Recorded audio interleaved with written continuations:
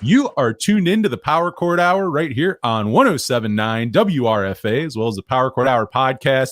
If you're listening to this, if you're watching this, however you're checking it out, thank you much. I'm your host, Anthony Merchant, here with you.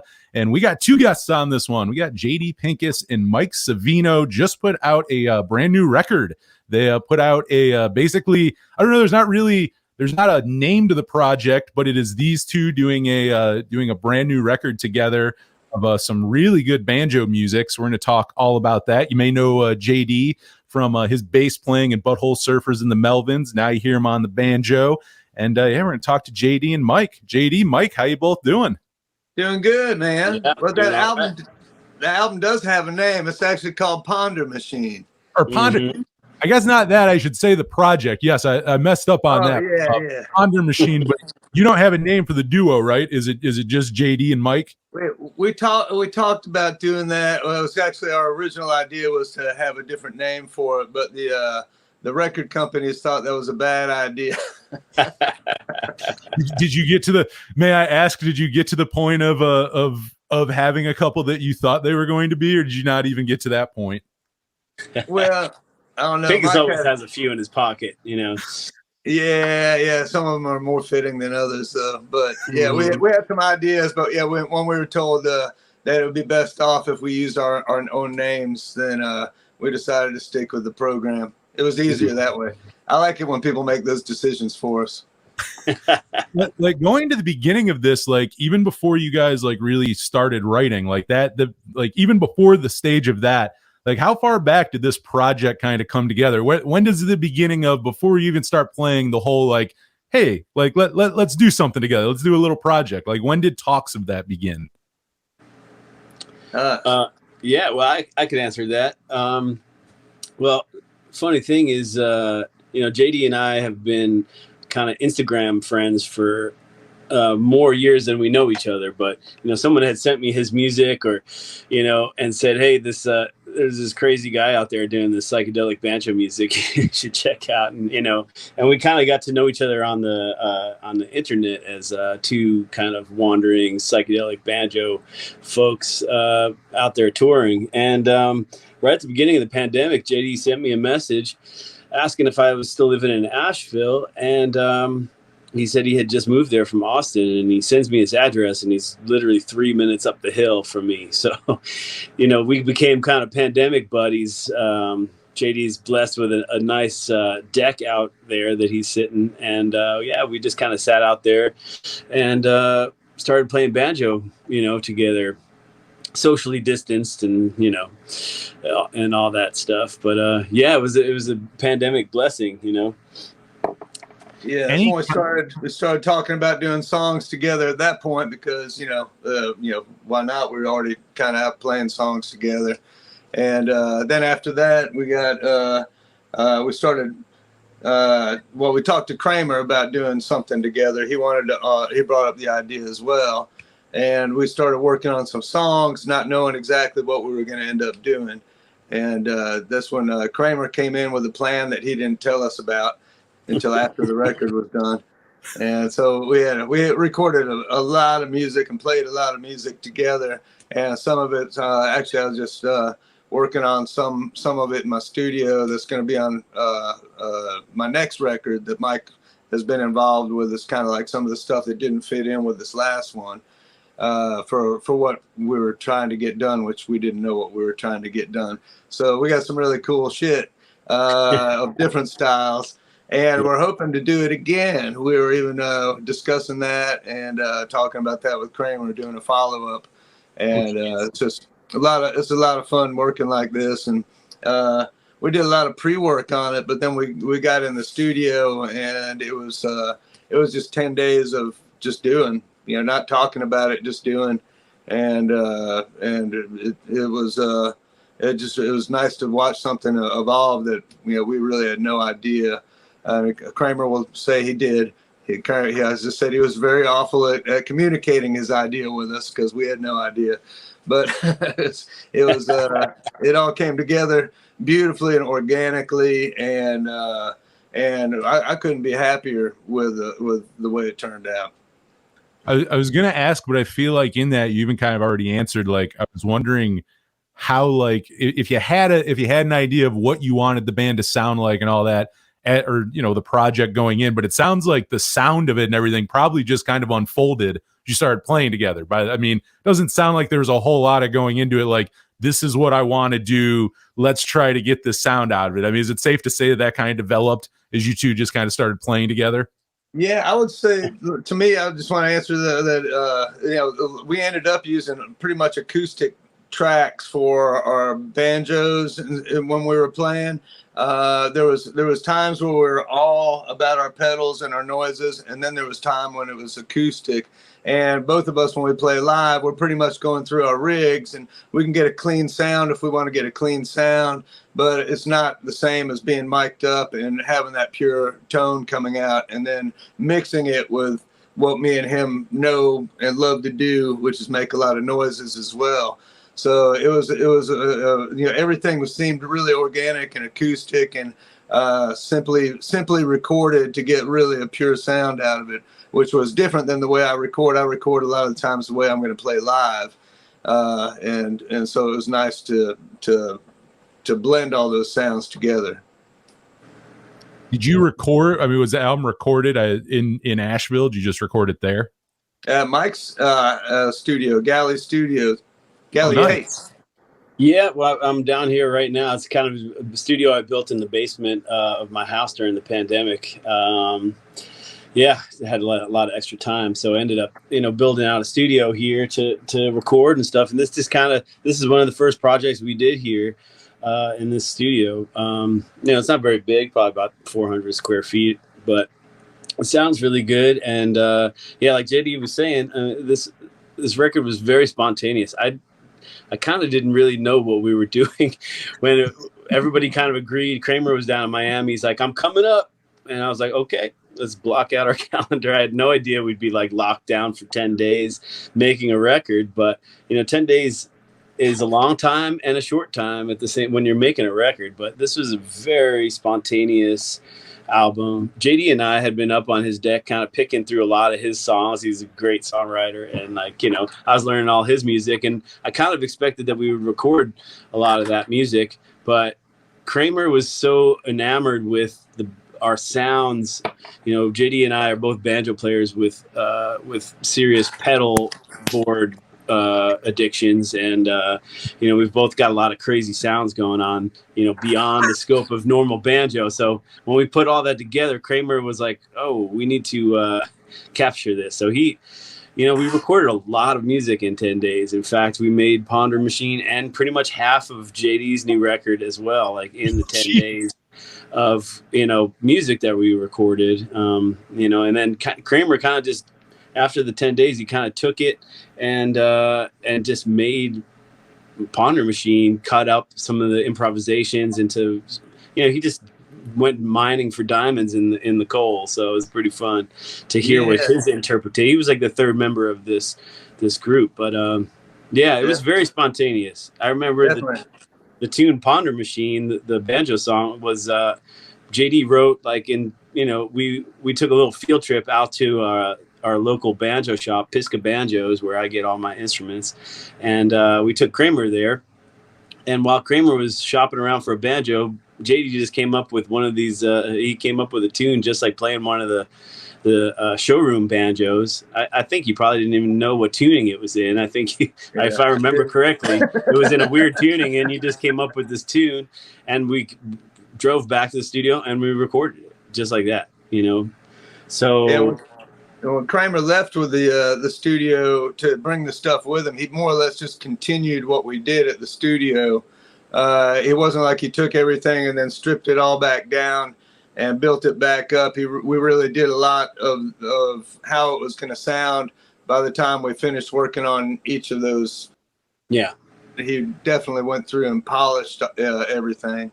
Yeah, that's that's the beauty of Kramer. Kramer has a real knack for discovering, for knowing what's good and saying, okay, let's not touch this. This is good. And he's mixing and as he's recording. So it's like the sound was already there for the record, Yeah. there were no surprises as far as getting the mixes back. You know, it was the surprise definitely like what he did with the improv stuff, because he picked 2.5 minutes for the album of 4 of our songs, which were 15 minutes long.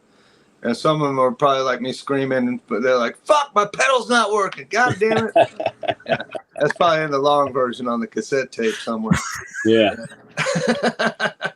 it's Do in you, there. like, regarding your studio mic, I mean, do you use that mostly for like recording and working on your own projects, or I mean, do you record other bands and do other projects as well at that studio?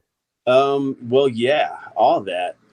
You know, like I said, it's fairly new. I think this studio came together in I want to say like November of 21 or something like that. That's probably when I start. Well, no, actually, maybe August of 21. I think we started recording here. So yeah, 2 years. It's been kind of like, you know, going. But yeah, I started producing other people and making other records as well as my own and this, and you know.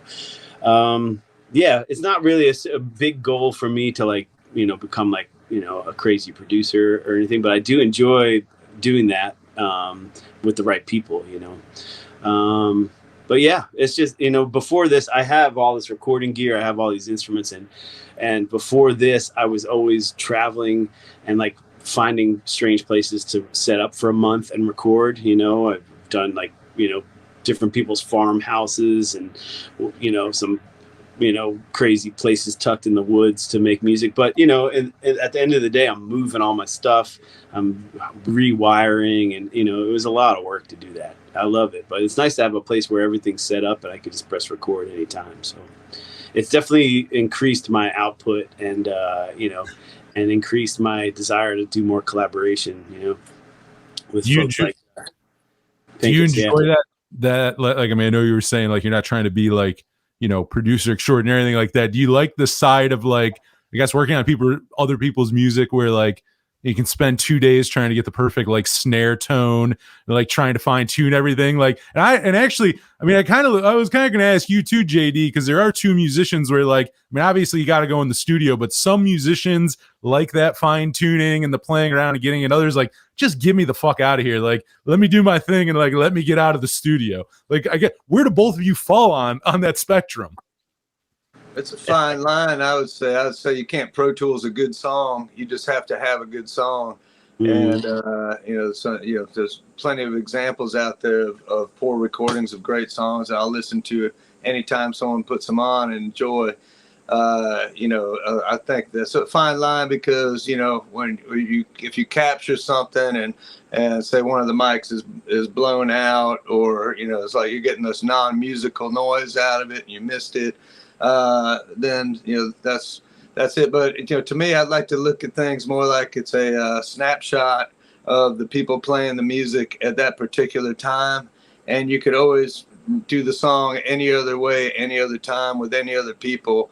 And so just try and make the most out of the situation that you're in, and don't let the little things, you know, affect your performance. How about you, Mike? You know, where you kind of fall in on that? I mean, I know you got the studio, but that doesn't automatically mean you love doing all that. No, I do love it. I love it. I've always loved.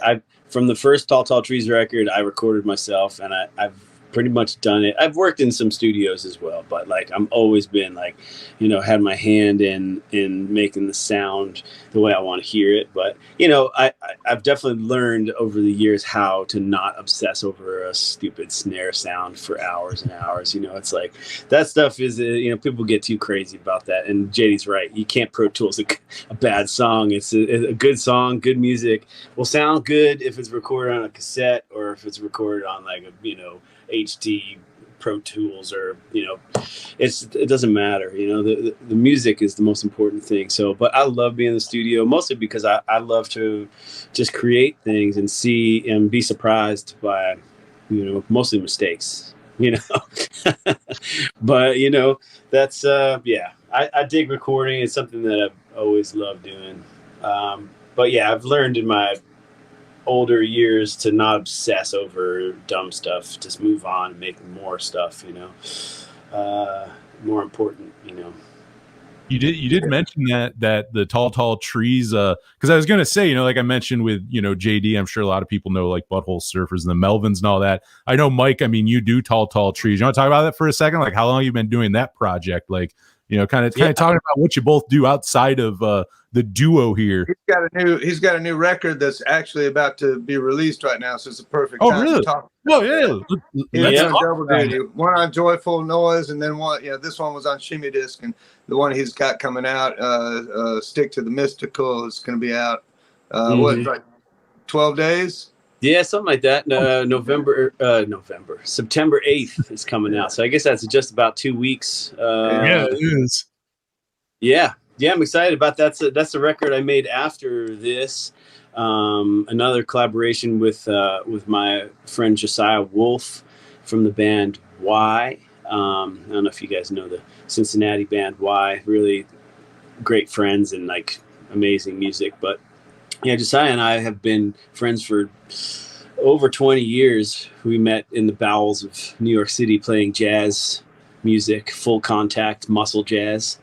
And we were doing that hassle. And we had a connection in that day, and we maintained it, through these years. But yeah, this is the first time that I invited him to collaborate with me, and yeah, we made kind of similar to Pinkus and I. I've kind of learned in this Kramer Pinkus session, like to not be so precious about it, just to try and capture something. And not obsess over what it should be or what it is. And this new Tall Trees record is very much that. And like, first time I really just like let fly some like raw improv stuff and some instrumentals. And yeah, Josiah and I could just like kind of the same thing with Pinkus. I had a bunch of songs written for this record that I was playing through, and, me and Josiah played them and recorded them, but in the end, we just got into improvising, and the things that we were improvising were so much more interesting than the songs that I wrote to me, so we kind of, in the spirit of like, collaboration and making things quickly and not obsessing over things. Yeah, this new record is very much that as well. So yeah, it's a busy year. It's fun. I've never released 2 records in 1 year before. So it's kind of, it's exciting, and I'm glad to have some new music in the world, especially varied. It's very different from Ponder Machine, but yeah, Tall Trees has been something I've been doing solo for about 10 years, and I had a band for a few years after that under Tall Trees as well. But it evolved into a solo project because having a band is difficult and financially prohibitive when you're starting out. So even now, it can be financially prohibitive. So, but yeah, it's been my baby for almost 20 years. Wow. So, jeez. Yeah. That new album, I mean, I take it you recorded that or worked on it in your studio there as well? Yeah. Recorded it all here. 3 different sessions, me and Josiah, just kind of laying into it. And then, me just kind of polishing it up later. And then Kramer mixed and mastered that one as well. In which he took the tracks and like gave me a sequence like for the album that made everything make sense. And it was cool. Nice. Yeah. For going on to we talked about already a little bit, but like songwriting for like Ponder Machine, it's kind of, I don't know, it's interesting because again, I mean, it's not like you're a band where I go like, oh, do you have a general songwriting process or this or that? But like for this album, was there generally, would you say there was a general process to each song, or did that very much vary from song to song? I think it varied from song to song, but we came in, both of us had songs that we were going to do, but I think Kramer was more interested in, he didn't really want songy songs as much as he wanted to go to a different place. And so that's what we ended up doing. But we did have songs that we were playing together that we went over and talked about how we would do it, and we didn't do most of them. It was beautiful the way it came about. I mean, I brought in instrumental, and I said, the breaks, I just want us to picture that we're in 3 different locations when it gets to the end of this part. And I didn't know where those places were. I thought maybe the desert would be a nice place for one of them. And then Mike was like, oh, check out this scale. And then, we started working with some of that stuff. But it was beautiful to bring concepts and have people that could say, sprinkle some vanilla on it, and they'll understand what you mean. You didn't have to be specific. It was all, we were in the same headspace. Yeah. And we all did mushrooms during the session. Although Kramer had to leave and go hide for somewhere and go sit on a rock for 2 hours. We got a lot done during that time. We sure did. What J.D talking about is Fungal Mountain Breakdown. That's one of the tunes on the record, and it's a really good example of what kind of evolved, what kind of came out of this session. What bubbled to the top is the realization that we're kind of taking a banjo duo, 2 acoustic banjos, in Appalachia, and filtering that through our twisted sense of psychedelia and improvisation and adventurousness. The thing about traditional music, and we both live up here in the Blue Ridge Mountains, and there's tons of traditional music and history, and it's deep, man. It's very deep, and not a lot of people mess with that. Yeah, as he was saying, though, this is a town with many traditional banjo players and many experimental musicians. I don't claim to be a bluegrass musician. I love playing bluegrass, my own version of it. But what I play, I call space grass.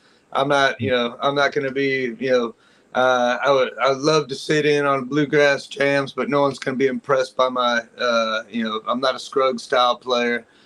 Scruggs was like, say, when Eddie Van Halen came around on guitar, all of a sudden it changed the way people looked at guitar. I like to go back more to the old roots, like Ola Bell. There's just a lot of good mountain pickers out there with great songs before playing overdrive came in. It was kind of nice to take that and that aspect of the Asheville Mountains and then mix it with the psychedelia. No, actually, and I want a good time to talk to you about that part, with the banjo, because again, I mean, obviously a lot of people, probably associate you with bass, but where does banjo come in? I mean, did you play banjo before you played bass? Where does that come into music? Was that even your first instrument?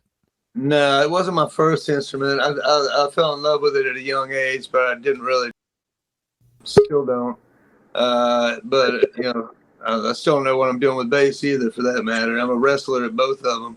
But I learned in Atlanta when I was a kid. My sister played piano, so I would always hear music, and I think that's where I kind of understand keys and changes. I never was schooled for any of that. I took a guitar lesson when I was probably 9, and the guy wanted me to play Puff the Magic Dragon, and I didn't know how cool of a song that one was at the time, and I told my mama I didn't want to take lessons from him anymore.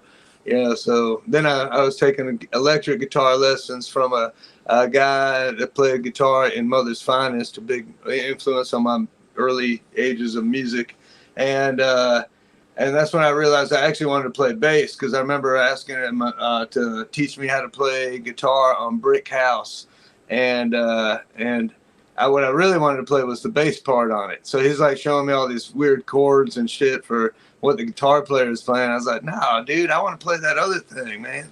And so I was probably 11, and that's when I got a little Fender Mustang bass and started playing from that point on. And I really regret the one guy I took lessons from when I was a kid. Sorry, guys. Yeah. The one guy I took lessons from when I was a kid, he told me that was a good starter bass, but I could never, use that bass professionally. And I wish I had that little Fender Mustang so bad. It was such a cool little bass. But yeah, then I played banjo when I got a little older and got a cheap banjo, and I'm on an old. I played it with the Flaming Lips live. I played it on a Butthole Surfers, Butthole Surfers recording, with John Paul Jones playing bass and Paul playing guitar and King playing congas live. Was never in my 15-year-old high times weed smoking dreams that I think I'd be playing a banjo song I wrote with the bass player of Led Zeppelin sitting next to me playing bass. So. But then I took a break from it for like recording with it, and then I started playing some songs on a honky record and stuff. And my buddy Danny Barnes, who's my banjo guru, I've always loved his open interpretation of the banjo and music in general. And he asked me to do some songs.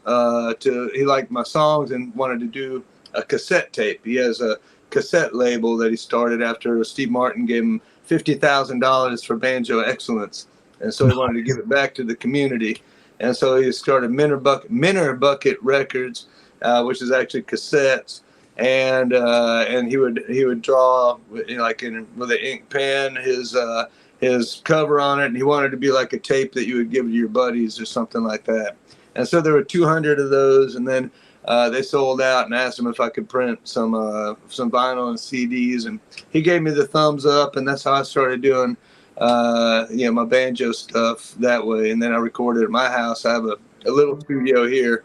I don't even know if Mike could fit in here, but it's perfect for recording a solo album. So yeah, that's what I finished my second one up during the pandemic, and then we did the Ponder Machine, and now I'm actually mixing songs that we did. Mike's on some of them, and I brought a drummer in from New Orleans for a couple of tracks to record at his place because I don't have room for it here. So just did that, and this album's going to be songs that I wrote for the Butthole Surfers about 5 years ago when we talked about doing a new record, and that didn't happen. So I actually have Paul on it and some other musicians on it.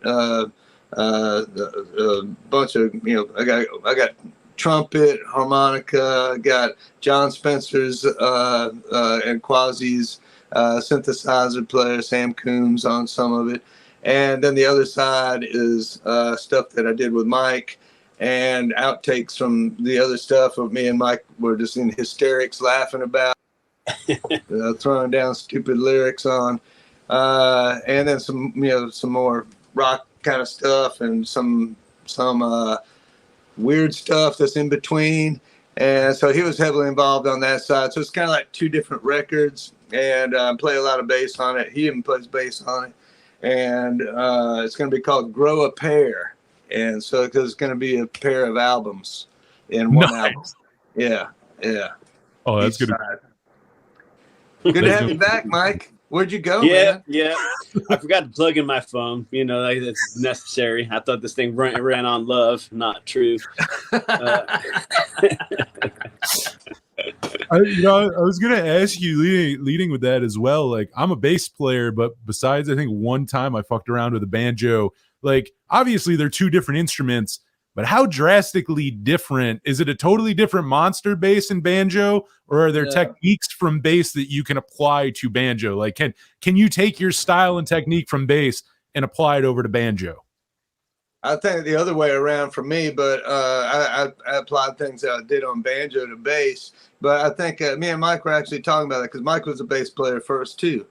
So you can both answer this. Yes, we can both answer this. To me, it's you're being able to do melodies, and you're being able to do percussion, and you're being able to do lay down a bass line with some other stuff going on. And so to me, it's more natural than playing guitar. I'm really a simple guitar player. I don't really. It kind of bores me, to be honest. But the banjo is very exciting to me, and it has the elements to where I can hear the bass line in my head, and I can pick stuff out that kind of duplicates that and gives me the rhythm that I like and syncopate stuff with it. But what about you, Mike? Yeah, it's funny. Yeah, we were just talking about this 2 days ago because it's a really common thing for bass players to play banjo. I've got so many friends that are great bass players and also like amazing banjo players. There's some sort of weird like kind of symbiosis thing, but they're both very percussive instruments, and I think it's, you know, where, you know, guitar players are focused on chords and things, and banjo players, it's more of a picked out melody, you know. So I think, you know, some bass players kind of take to that, you know. But yeah, it's funny, I played bass for so many years, and I thought that was going to be what I would do with my life, is be a professional bass player. I went to, you know, school for it and all sorts of, you know, stuff. Not a wise investment, but, you know, but I learned a lot as far as that goes. But yeah, there's some weird crossover, you know. I think it became, for me, writing songs was the transition, because I wanted to write songs.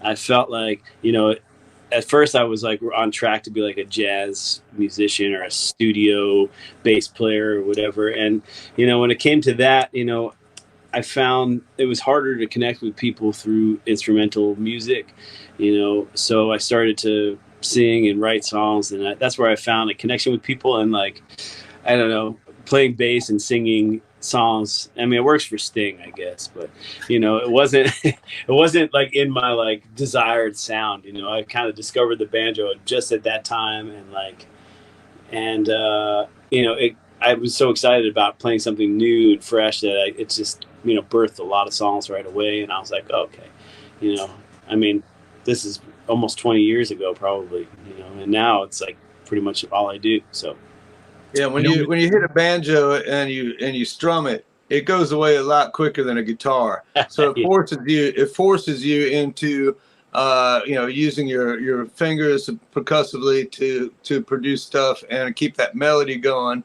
Or you also do what me and Mike do, and you hear stuff in your head and realize there's something out there that can help you get what's out in your head out into other people's ears while still playing the song. You want something that lingers on.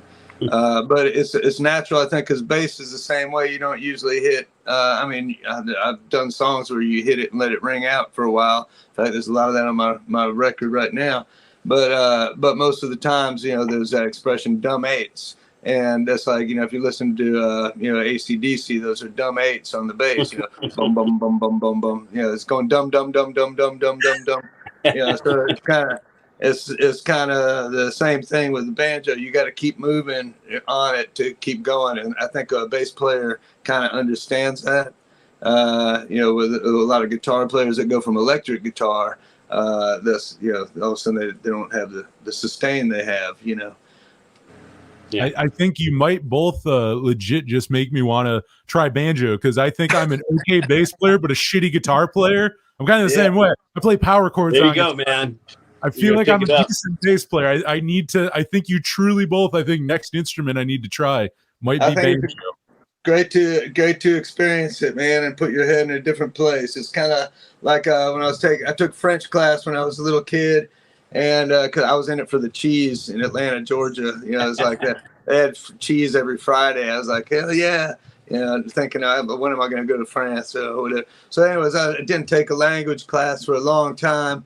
And then I started going down to South America and started to try and learn Spanish. And every time I would reach back into my brain, French words would come out that I hadn't thought about in years and years. And I think it's kind of interesting when you pull out the banjo, what it does to your brain as far as what you've been doing musically for years and years. It kind of taps into some different stuff, you know. Like, I mean, both of you get experimental, obviously, with banjo, and you do a lot of things with it that, like a traditional banjo player may not. Like, was that, I was kind of interested in this, like, for both of you, like, did that come in right? Like, were you messing around with pedals and different things right away with banjo, or did, like, somewhere in there you started getting a little more experimental and, like, changing it up? I started with a wah. That was it. I mean, like, my first thing I ever ran it through was a wah.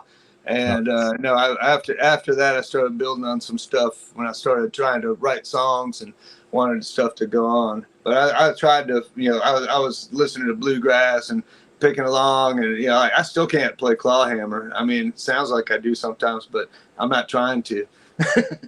How about you, Mike?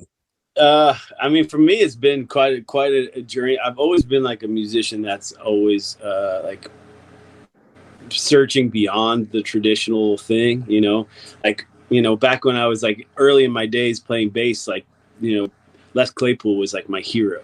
And that guy, he was kind of doing very banjo-y things on his bass, a lot of strumming, a lot of almost like a claw hammer downstroke thing that he does. And I was way into like, I always felt a lot of rhythm, and I wanted to express that in my playing. But, as far as going back and forth, I think playing banjo has made me a better bass player, because I get like I get my jiggles out, what I'm saying, when it comes to like playing banjo and stuff. And when it comes to bass, I can really kind of lay into what the groove is, and, without having to play a lot of the extra things that I think, but, it's, yeah, it's interesting. The technique has evolved with necessity, for me, because in the beginning when I had a 4-piece band, I was just trying to make my banjo louder, so it didn't feed back. And that was my main goal. And like by putting a guitar humbucker in there, that helped. Then when I did that, I could put a distortion pedal on. Oh, this sounds pretty good. Then I figure out that, if I, put it through an octave pedal, I could play bass on it. I'm like, okay, cool. Then like, back in the early days, when I was doing like my solo shows, I would bring like a little floor tom and I'd make beats on the floor tom. And, and then I'd have beats for my song. But then, I left it on the curb in New York City one day before my gig. And I went to the gig and realized that I didn't bring it with me. It was on the curb. But I had the stick. I had the mallet that I was playing the drum with. So I started kind of tapping on my banjo with the mallet. And I was like, oh, this sounds pretty good. I put an octave pedal on it. It's like, kind of sounds like a bass drum. Then I started really messing with that, when I realized that I wasn't breaking it. And, since then it's just kind of evolved into what else can I do? What other kind of sounds can I make with this thing? So I don't have to rely on a band, and B, so I can push the boundaries of what I'm personally capable of, as far as, the loop technology has always helped me, because it's always helped me like write and throw my ideas down really quickly. So I don't have to write them down or remember them, and build on that. So being able to like, loop for me has always been like a compositional, but is also a performative thing, where I can realize my ideas in real time and just plant a seed and watch it bloom into something, But yeah, that's kind of where it's all evolved for me.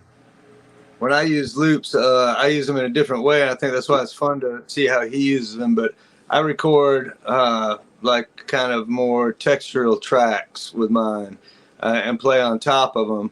And he's like actually jamming and building songs while you watch him live, building off of the loopers and stuff like that, where I'm using it as like an orchestra to me, but to go on behind with what I'm playing and play the stuff that I hear in my head again, that I can't get that noise out of my dry banjo. But I've been learning on what Mike does. I already bought one of those loopers, man. I haven't bought the mallets yet, but look out, man, look out. I want to ask, I like asking this of people who just finished doing a new record, and I don't know, maybe not, because again, a lot of improv going into Ponder Machine, but was there any just pain in the ass moments recording, like something that just wouldn't come out the way you wanted it to, something that just for whatever reason wasn't sounding like you heard it in your head? I mean, was there just some kind of bump in the road, pain in the ass moment of recording, or no, not really? I didn't get any of those. I'd say Kramer was our only bump in the road, but he was driving the ship. No, man, it was we had a lot of fun. It was, Kramer's such a character. And Speaking of, he's right here, man. Look, yeah, buddy, there he is. Mama! Kramer. Wow. Interview bomb. He just showed up, man. He just showed up at the magical time. Well, he said he Nice. was going to be here at 2, so yeah, I guess that's the time he said he was That's gonna funny. That's funny. Nice. It's too Yeah. I mean, I think the only bump in the road that we had was trying to figure out what we were doing, like what we were making, like trying to put an idea on top of it was the only thing, because JD and I had a bunch of songs that we had worked on and stuff, and none of those were kind of bubbling to the top. The stuff that was bubbling to the top was all this like fresh cheese we didn't understand at the time, and luckily that Kramer was there to say, oh, this is good, stinky cheese, we need some of this on this record, and that's what, it became a bouquet of stinky cheeses, I believe. Nice. As far as and then the other stuff that that we didn't prioritize or we didn't like kind of focus on is also going to come out, and that's a different kind of cheese. It's fun, but yeah, it was fun. It was fun, for 3 dudes that didn't really know each other that well to like be in my tiny studio in August with our, sweating our asses off and kind of, getting all psychedelic with it, You might it was hear the fun. fan on a couple of tracks. Fan? Definitely the fan we forgot to turn off, or but hey, it's real stuff. And that went back to what we were talking about, caring about the perfect snare sound. We'd rather be comfortable and be organic about it, It's true. I don't think there's any drums on this on Ponder Machine at all. Maybe nope. Just you playing on your playing. You did the percussion. Yeah, just the banjo drums and some percussion and stuff. But yeah, it's high on the mountain. Yeah. Yeah.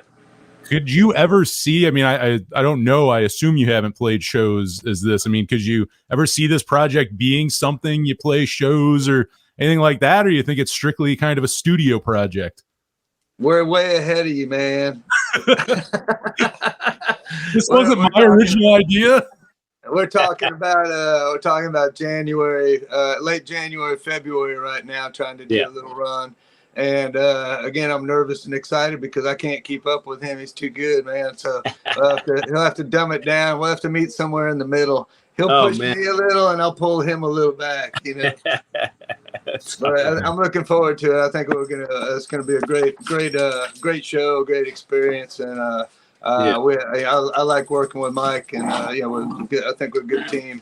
We'll come up with something that's worthwhile when we go out together. Yeah. I think it's going to be fun. It'll be a kind of a nice juxtaposition of what JD does and what I do and what we can do together. For banjo nerds, it'll definitely be something different, that you won't see very often. So it's fun. It's nice to have a kindred spirit in JD as far as that, because sometimes I do feel a little alone in this world of experimental, psychedelic banjo music. Yeah, there's not a big convention for this. You can't go to the Marriott. I've been lucky to get out on the road with like some people I sound nothing like at all, and I get in front of I play with Clutch, Helmet, and Quicksand on a tour, and I wasn't even on the bill sometimes, like on the outside, or on the ticket, so people would come in and be like, "What's this old prospector doing up here with the pinpoint PowerPoint presentation playing banjo before this rock band open for Sleep and stuff?" But yeah, you end up like, we don't really have peers other than each other, and there's maybe a few folks out there that would be like, yeah, let's do a tour together. It's just kind of I love playing in front of any kind of crowd that's out there. I'm not afraid of doing what I do in front of anybody. So I think if you do some pure music in front of people, you're going to find that's really from your soul. You're going to find people in any crowd that are going to relate to it, But but what Mike's saying is sometimes you just feel like you're on Gilligan's Island, and much longer than a 3-hour tour of like, what the fuck am I doing? I know the algorithm doesn't know what to do with this, man. What is this? I mean, you live so close together. I mean, you couldn't ask for a better connection there. Yeah. It worked out nice that way. But as we start to close this out, I know you got Kramer there, but as we kind of start to close out the interview, I mean, anything else besides this new album that either, I mean, we're talking, you got new music coming with Tall Trees, but like anything else this second half of 2023 in the world of Mike and JD you can tell people about or you got going on? I'm gonna be doing some touring myself, and all the way up through when I go touring with him, I'll be on and off on the road trying to finish up my album here, so it comes out in March. And Mike's got his new album coming out, so I know he's got shows to support that coming up. Yeah, I'll be touring in October, mostly all East Coast, up and down, Northeast, Southeast for the meantime. And then, yeah, that's pretty much what we'll be focused on. Maybe we'll get together, and I think as maybe a little preview for our tour, maybe we can record some live stuff down here in the studio, or maybe up on your deck. Yeah. We need some live Ponder Machine, some tasty tastes.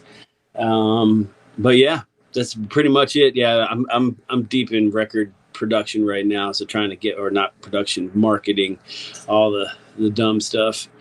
So yeah, trying to get people to listen to all this new music is is the focus. He's so desperate. I'm gonna direct his next video.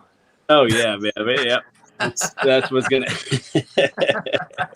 it's not a moment of desperation at all, totally artistic choice, of course, but yeah, we're just trying. I'm going out on tour with Kishibashi in November as well. Kishibashi is another project that I work with. My friend has Kishibashi, people may know, but I'll be on tour with them in November, and then hopefully out on the road this winter down south with Pinkus, and who knows from there, maybe a Ponder Machine too.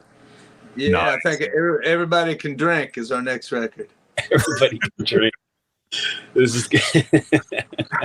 I know, I'm happy to hear. I was going to ask if this was kind of one-off thing, but I mean, it sounds like you have more than enough music already ready for another one. I mean, it seems I've got songs now that I know kind of what we're doing. I do have some more stuff ready to go to throw at these guys anyways, and see what sticks to the wall. It would be fun. Yeah, I think the world needs more psychedelic banjo music, don't you? All agreed. Totally agree. Where should we send people now to, where are you online? Where do we get the new record Ponder Machine? Where do we send the good people now? That's a really good question. I mean, of course, talltrees.com, jdpinkus.com. Those are direct avenues to all the things that we're doing. Shimmydisc.com if you want to buy directly from the label, which is always a great thing to do. And I don't know, I've got a pretty banging LinkedIn page going right now if you want to check that out. Someone told me they sent me like 4 messages on LinkedIn. I was like, dude, I don't think I've been on that thing for 20 years, man. No, man, you're linked out. It still says I'm a face painter / prison rodeo clown. I think that's what it says on there. Yeah. Well, you're being modest, man. I mean, you've done so much. Supposedly on the Ponder Machine, I think all the clear vinyl is sold out, and what was left were some of the black numbered ones. I think is the dealio or something like that. So hurry up and get them before they're gone. They're selling like hotcake. Nice. As we close out here, anything else? Did we miss anything, or shall we play the good people a couple songs off Ponder Machine now? Yeah, do it. Nice. Yeah, I said play a couple songs off it, although we named them at the last minute, so I would have no idea which song you're playing. I don't know either yet, actually. I'll just throw a track 4. I'm not sure yet. Actually, I got to pick what songs we're going to play after this. So it's a mystery to all of us, except for the listeners. Whoever's listening right now, you're about to find out what songs we go with. But I mean, great talking to both of you. We got Mike Savino, we got J.D Pinkus, and they got a brand new record out. It is Ponder Machine. It is out now everywhere, and you're tuned in to the Power Chord Hour.